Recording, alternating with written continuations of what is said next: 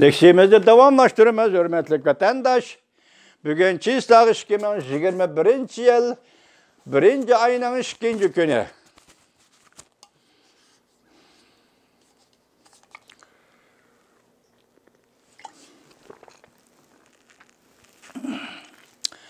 Şundaq deyli, hazır o'ttirib qo'yayotganimiz biri.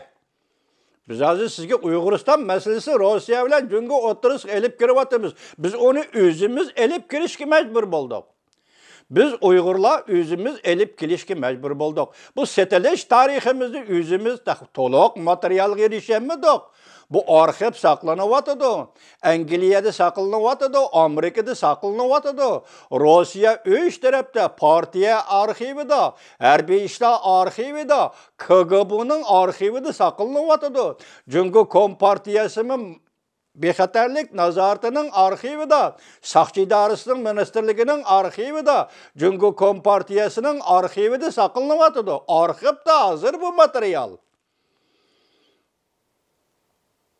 Hangi efendi, siz hazır sözleydiğiniz iş nokul halde Rusya-Jungo münasebeti emas.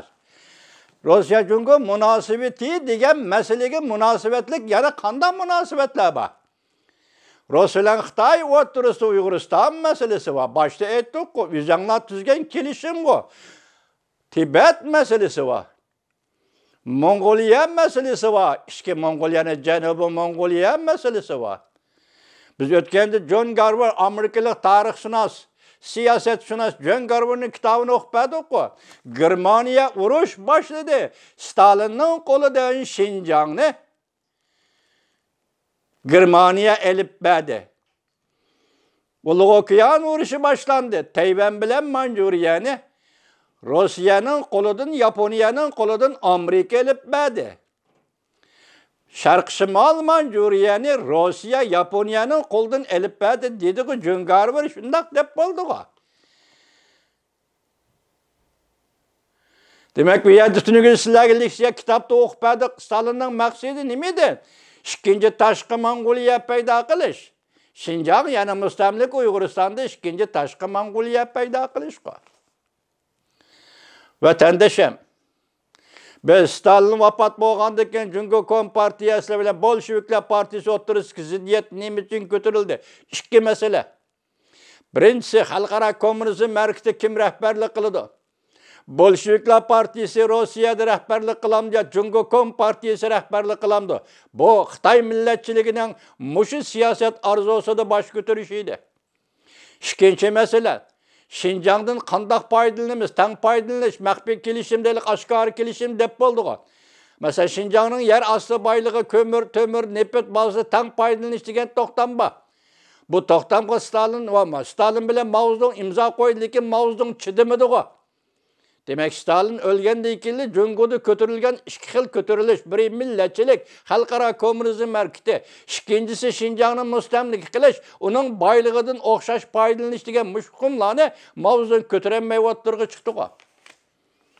Rossiya-Jungo munosabati shuningdan buzildi-ku. Oxiri bu to'xtamlar qanday qilindi? Men sizlarga so'zlab keldim vatandoshim. 1989 yılda Rus-German shartnomasi bekor qilingandan keyin Deng Xiaoping oldirab tinib Gorbachevni Beijingga taklif qildi. Tunji qatim.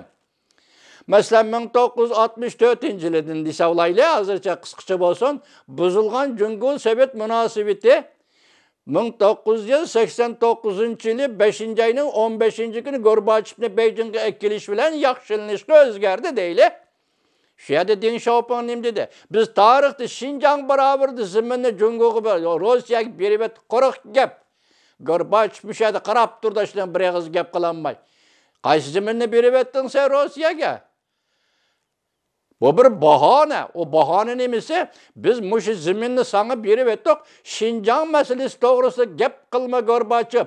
Xinjiang masalasidagi to'xtam kelishimlarni inovatsiz qilma Gorbachev.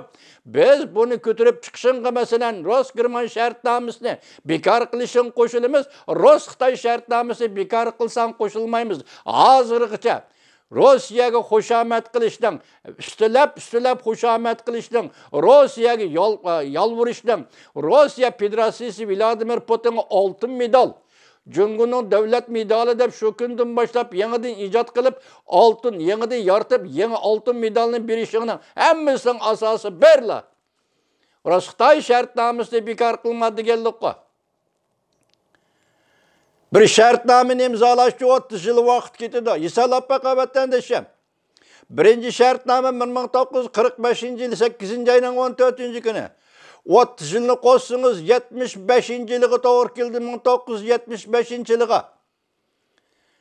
Tuyuksuzlu Mavuz'un şu vaxtda rahmetlik Seyfettin Aziz'e 4 hukuklu biri etti.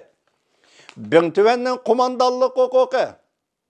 Şincan Harbi Rayı'nın kumandallık hukuku.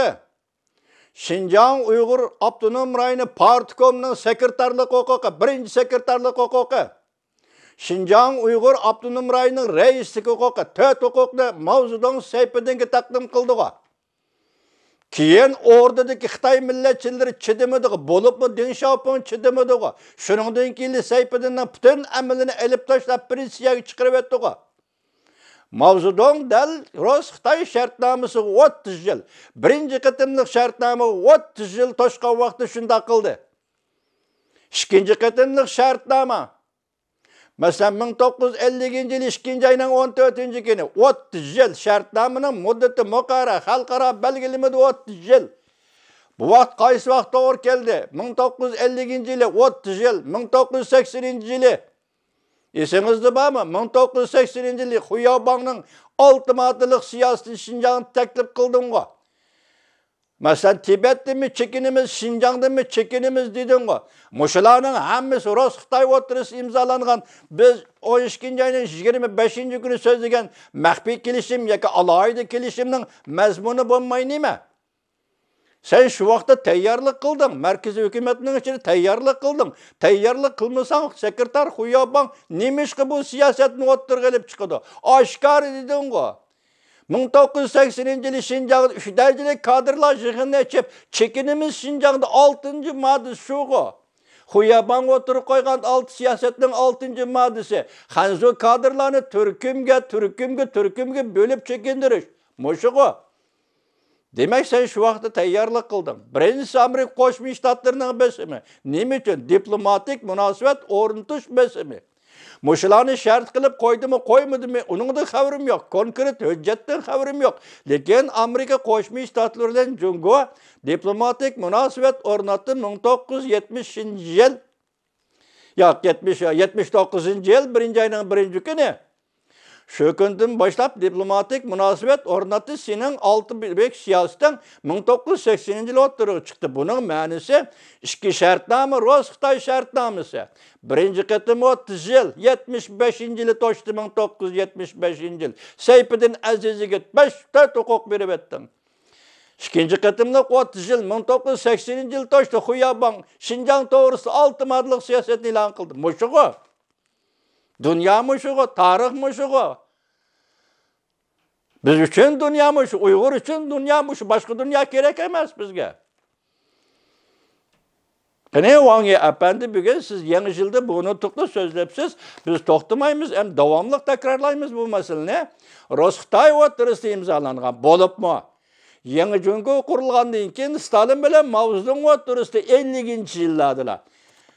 Cunhua Halk Cumhuriyeti müstakillik jakarlap 1 yıldan keyin 50. yıllarda imzalangan kelişim, alaydı şartnama boyunca Mongoliya Mongoliyaga müstakillik beriş, devlet kurup beriş. Tibet'e devlet kurup beriş, özünün halkının cumhuriyetini kurup beriş. Uyguristan'a devlet kurup beriş, özünün halkının cumhuriyetini kurup beriş. İki devlet burada ulağını yüleş ve ulağı yardım beriş. Rusya, Cungo yüleş ve ulağı yardım beriş. Meselemiz şu. Reis Xi Jinping biz esli dava kılsak sizge kılımız bu davanı. Cunhua Halk Cumhuriyeti kılımız. Bizge onu yol koymuşsunuz. Karısak gözümüzde uyup taşlısınız. Sözlesek tilimizi kesip taşlısınız. İlacımız yok. Biz çet elgi çıkıp izdenişke doğru kildik. Hem bu devletlerimiz şunun münasebeti var devletler. Mesela Amerika Koşmuş Ştatları yaltı jığını çakırgan devlet. Angliya yaltı şartnaması imza koygan devlet. Rusya bu yaltı şartnamasından paydalangan devlet. Moşular dünya moşuğa. Biz şunun için geldik. Biz nemiş kımışdan gep kıla alayımız. Hakkımız var mı hakta, hakkın yok mu hakta degen mesele bile oylayıp bakan vatandaş. Amerika Qo'shma Shtatlarının demokratiyasi bütün dünyaya taalluqkan, bütün dünya bu demokratiyadan bahramand bo'ladigan bizning haqqimiz var. Gingrich efendi aytgandek, Jungo Rossiya, Jungo Xitoy, Jungo Amerika munosabatinin 80 yillik tarixini varaqlaymiz degandek, Jungo Amerika diplomatiyasi, Jungo Rossiya diplomatiyasining muayyan davrdagi munosabatlari, diplomatik munosabatlarining jarayonida biz 21 milyon Uyg'urning haqqi var. Şoňa biz mushundaq so'zlayapmiz. Amerika xalqiga iltijo qilyapmiz. Lekin bizning tashkiliy kuchimizni parchalab etdi. Ochiqini aytganda Amerikada ba'zi munosabatlik taraflar bu masalada, masalan Uyg'urlarni qo'llash masalasida jur'atlik bo'lolmadi.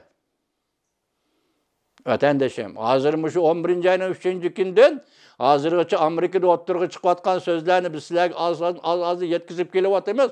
Cho'chisiz bu ishlarni vatandaş. Biz hozirgacha dunyoda yashab, mushunchalik ömür bilan mushayib ketdik.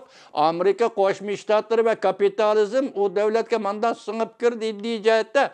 Hollywood kino studiyasi bu davlatga mandan singib kirdi jihatda degan gaplarni anglab kelgan edik. Mushi yosh ketib, hozir putimiz go'rga sangilganda Xitoy Kompartiyasi Amerikaga singib kirdi degan bunday sharmanda gapni anglagan emas.